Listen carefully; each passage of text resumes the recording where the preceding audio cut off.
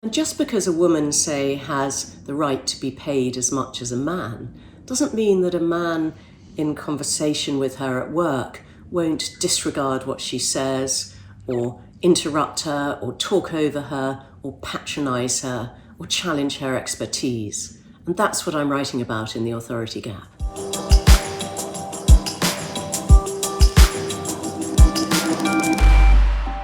Oi, gente! Hoje nós temos mais uma entrevista muito especial aqui no canal. Vocês devem se lembrar que há mais de um ano eu contei para vocês sobre um livro chamado The Authority Gap, da jornalista Marianne Sigard, em que ela discutiu os mecanismos pelos quais mulheres são desacreditadas socialmente. Por que as mulheres são levadas menos a sério do que os homens? Essa é a pergunta que a autora quer responder. E a autora Marianne Sigard é a minha convidada de hoje aqui no canal. Eu fiquei muito feliz de ter sido chamada para escrever o prefácio da edição brasileira do livro, que em português se chama A Lacuna de Autoridade, e de poder conversar diretamente com a Marianne sobre esse assunto. Então, vamos para a entrevista. Hello, Marianne! Hi, Gabriella. So nice to talk to you. I've been really looking forward to this. It is a pleasure to meet you and to have you as a guest on my YouTube channel. When I first read your book, it had a real impact on me, so it was an honor to write the preface of The Authority Gap in the Brazilian edition. I know my audience will be excited to hear directly from you. Here in Brazil, when we discuss the specific difficulties faced by women, we often hear in response that this is an exaggerated criticism. After all, we have the same rights as men in our legislation. How would you respond to the misconception that written words necessarily translate to an actual change in balance? Having equal rights in law is absolutely not enough, because what it doesn't do is legislate for how we deal with each other in everyday life. And just because a woman, say, has the right to be paid as much as a man, doesn't mean that a man in conversation with her at work won't disregard what she says, or interrupt her, or talk over her, or patronise her, or challenge her expertise. And that's what I'm writing about in The Authority Gap. You state several times in the book how the gender bias that produces the authority gap is also practiced and internalized by women. Women too tend to listen and take men more seriously. We also tend to judge other women by appearance and likability, and we also tend to give men more space. These issues get even more complicated when they mix with other factors such as race and social class. What would be the most efficient strategy for a woman to stop reproducing this type of behavior? When I say that we underestimate women and patronise them and interrupt them more and respect them less, I'm talking about women as well as men, because all of us have an unconscious bias against women, however liberal or intelligent or even female we are. And you may say, well, that's really strange. Why would you be biased against your own gender? Well, I'm a feminist and I'm biased against women. I know it because I may occasionally hear perhaps a young woman being interviewed on the radio, and maybe she's got quite a high voice and sounds a bit childish in the way that men can't because their voices break. And I'll find myself immediately thinking, oh, I wonder if she knows what she's talking about. And then I'll go, no, stop. Listen to the content of what she's saying and don't judge her by the pitch of her voice. So why are we biased as well as men? Well, the trouble is that we have probably almost all of us grown up in a family in which our father earned more than our mother, probably worked more than our mother, maybe had more authority at home than our mother. And these things get internalized at a very early age. And we've also all grown up in a society in which men have basically been in charge. You know, most of the big CEOs are men. There are many more men than women in most of our parliaments, more male and female presidents and prime ministers. And so it's so much easier for us to assume that it's men who have more right to be in charge than women. What can we do about that? Well, I used the example earlier of my noticing my bias and then correcting for it. And that's what I'm asking us all to do. It's unconscious bias, and it's called unconscious for a reason. So we can't control it, but we can control our reaction to it when it manifests itself. So if we look at a woman in authority and we say, oh, she's quite abrasive or aggressive or strident, then we should question ourselves and ask, well, is that perhaps saying more about me and my reaction to the idea of an authoritative woman than it's saying about her? That's the sort of thing we need to do. The research you mentioned in the book, indicating that parents themselves tend to consider their sons as more intelligent than their daughters and tend to invest more in a boy's education, made me a little nervous. I don't think you know, but I am 7 months pregnant with a baby girl. What can parents who are watching us here on my channel do to not pass their own gender prejudices on their daughters? One of the saddest pieces of research I came across was one in which these academics asked parents to estimate the IQ of their children. And they estimated their son's IQ on average at 115, but their daughters at only 107, despite the fact that girls actually develop faster than boys, and they have a bigger vocabulary than boys, and they do better at school than boys, all the way through from kindergarten to PhD level. And we all know that the distribution of IQs is identical between boys and girls, except at the very far extremes of the IQ distribution. And so boys are growing up subliminally absorbing this incorrect notion that they're cleverer than girls, and girls are growing up subliminally absorbing this incorrect notion that they're not as clever as boys. And the same researchers then asked adult men and women to estimate their own IQs. And guess what? The men estimated themselves at 110 on average, and the women at only 105. So what can parents do? Well, first of all, don't overestimate your boy's intelligence and underestimate your girl's intelligence. So treat them just the same, try to be accurate. But secondly, there's a lot you can do by example in a household to try to narrow the authority gap in the next generation. The most important thing is for you and your male partner, if you're in a straight relationship, to have equal authority within the house, because that's the first thing that children notice, and it's how they then model their views of men and women for the rest of their lives. So if you both have equal authority, that really matters. I think the father needs to respect the mother equally. He needs to respect her career aspirations as much as his own. If she wants to have as much of a career as he does, she ought to be able to. The two of you ought to share the chores and the childcare as equally as possible. That's very much in the children's interests as well as yours as a mother. They tend to do better at school if the father is more involved, and they have fewer behavioural difficulties. The girls tend to be more ambitious for themselves. The boys are less likely to get caught up in violence later in life. And they have a much better relationship with their dad. And it also turns out that the fathers are twice as likely to be satisfied with their lives in these more equal relationships and half as likely to be depressed. So it's very much in their interest too. And another thing you can do is try to avoid gender stereotyping them. So don't say to your daughter, oh, you're so pretty, and your son, oh, you're so clever. You don't want them growing up thinking that boys and men will be praised for their talent and their achievement, and girls and women only for their looks. And don't do stereotype chores with them either. Don't assume that your daughter needs to learn to cook and your son needs to learn how to fix cars. They may be interested in the opposite. And they're going to have more varied ambitions for themselves if you don't stereotype them in childhood. Your book seems to have two missions. First, it gives people an overwhelming amount of data about the existence and the extent of the authority gap, so they cannot ignore it. Then, it provides practical measures on how to overcome the problem.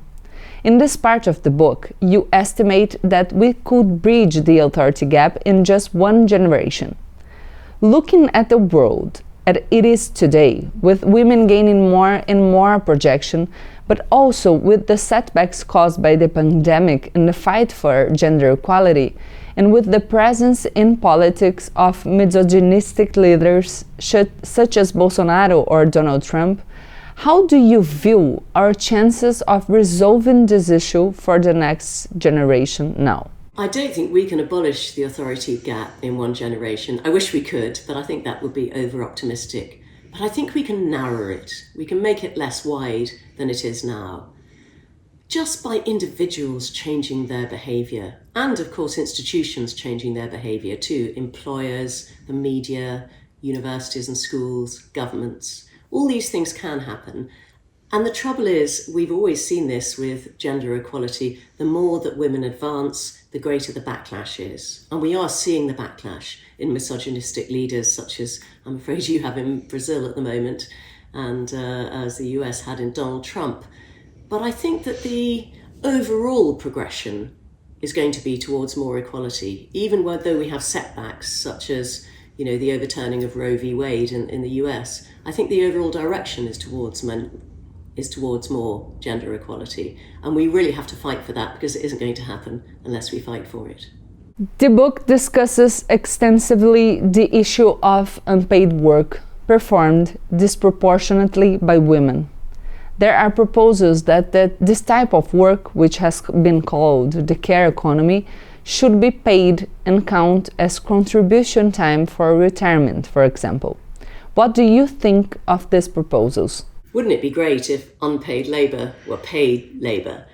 In most societies, women do about 60% more unpaid work than men do. Childcare, cooking, planning, driving people around, looking after elderly relatives. It would be fantastic if all that were paid, but I don't know where the money's going to come from. So you have to decide, do we want to raise more money in tax in order to be able to pay women, because it's mainly women, for that sort of work? That's the sort of decision that politicians have to take. But I do think that time spent out of the paid workforce caring for either children or elderly relatives ought to be counted as a contribution to pensions, because society really needs that sort of work and should value it. To me, one of the most impressive data that your book brings is research indicated that in general, men don't even read books written by women. Even classic, renowned authors who do not write books that can be called, in a pejorative sense, women's literature, only have about 19% of male readers. How to convince men that gender equity is a real problem when they aren't even listening to us or reading us? Yes, Gabriella, you're quite right. This is something that really annoys me. And I did actually commission original research to find out who was reading books by whom. And what we found was that on average, women will read roughly 50-50 books written by men and books written by women, whereas for men, the ratio on average is 80-20. So they will read 4 books by a man for every book written by a woman. And this is incredibly annoying for women, because if it's bad enough that we are not being accorded equal authority, if men aren't even reading what we have to say, they're not according us any authority at all. And the other thing is that as far as men are concerned, it's sort of closing down half the world to them. Because what we're writing about is just as much the human condition as what men are writing about. We're not just writing about women, we're writing about the whole human condition. But actually, even if we were just writing about women, that is half the human condition that men need to understand just as much as we do.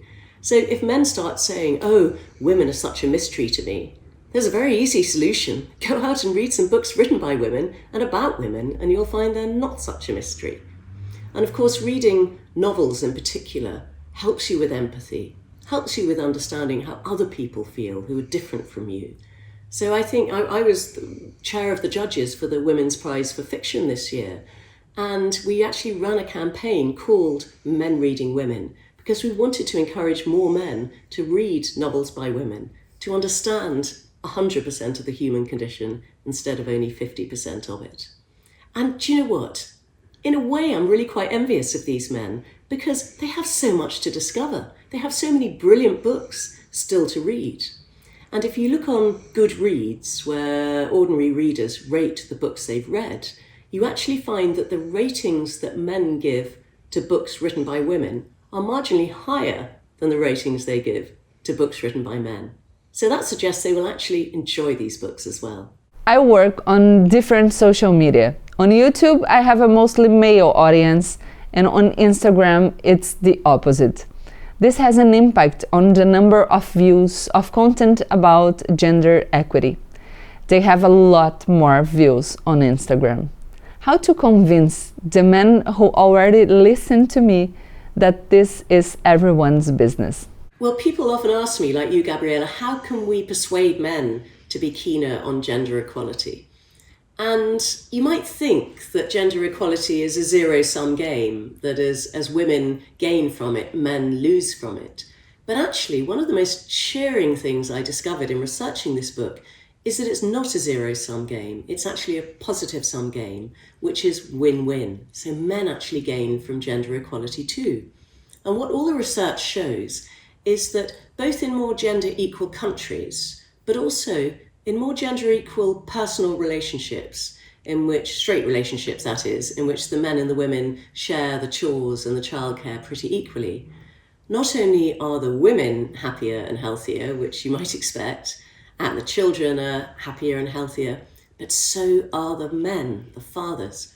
So they're twice as likely to say they're satisfied with their lives, they're half as likely to be depressed, they are much less likely to get divorced, and they tend to drink less and smoke less and take fewer drugs. But here is the absolute clincher, they get more frequent and better sex. So guys, what's not to like? This is really in your interest. Much of your career has been devoted to political journalism. You started when Margaret Thatcher was Prime Minister, and the book highlights how, while Thatcher fought to establish her authority and even had to change her voice to be accepted, she did not help improve women's representation in politics. After Thatcher, the UK has had 2 more women in the job, Theresa May between 2016 and 2019, and now Liz Truss, who has just taken over. How do you see the evolution of these 3 female figures, all of them from the Conservative Party, in relation to the gender debate?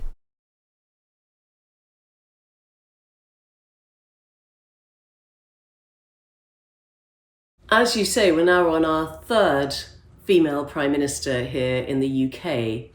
And I know Jacinda Ardern, who's Prime Minister of New Zealand, has said that it has been so much easier for her being the 3rd female Prime Minister than it was for the first one. It's certainly true that Margaret Thatcher here had so much to prove when she first became Prime Minister, because a lot of men thought a female Prime Minister would be weak. In fact, probably a lot of women thought that too. And so she very much had to prove she was every bit as strong as the men. She was every bit as determined to go to war if necessary as the men. I don't think women, once they are the 2nd or 3rd Prime Minister, female Prime Minister, have so much to prove. That said, Margaret Thatcher was an incredibly effective Prime Minister. I didn't agree with a lot of her views, but she managed to get what she wanted achieved, done. And I'm afraid neither Theresa May nor Liz Truss so far has been anything like that successful. I suspect they will go down in history as pretty ineffective prime ministers. And it worries me that when a woman fails at a job, that is often taken as suggesting that women in general can't do that job. Whereas if a man fails at a job, we just think, well, he wasn't very good, but it doesn't reflect on all of the rest of mankind. And one of our cabinet ministers, Amber Rudd, told me that when Theresa May was in trouble and it looked as if there was going to be a leadership election, one of her male colleagues came up to her and said, "Oh, Amber, just to let you know, if there is a leadership election, I'd really like to support you, but I think we've had enough women for now." That's what happens when a woman fails, sadly. Thank you very much, Marianne, for talking to me.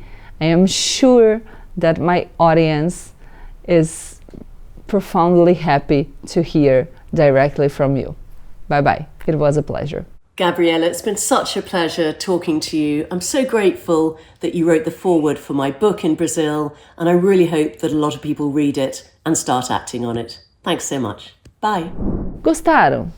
Dizer para vocês que essas perguntas que a gente elaborou, cada uma tem quase 9 páginas, então vocês valorizem aqui o treino do meu inglês, porque dessa vez foi mais difícil que com o Harari. Espero que vocês tenham gostado, deixem o like de vocês, se inscrevam no canal e para quem se interessou, está aqui A Lacuna da Autoridade, Marianne Siegert, com prefácio de Gabriela Prioli. Aliás, esse prefácio para as mulheres tem uma mensagem muito pessoal para cada uma de vocês, então quem por acaso ler o meu texto, me marca que eu vou gostar de saber do impacto que isso causou intimamente em vocês que me assistem. Tchau, tchau!